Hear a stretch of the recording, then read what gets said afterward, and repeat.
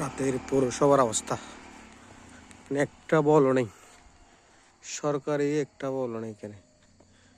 মানে সরকার যে আমরা যে ট্যাক্স দিচ্ছি সরকারকে আসলে ফাও দেখছেন। মাত্র 12টা বাজছে, 12টা বাজে অবস্থা।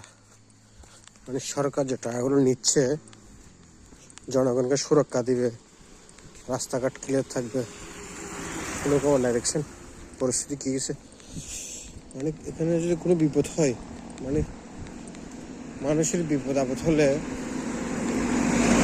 কি হবে এটা দেখছেন পুরাটা কি অবস্থা।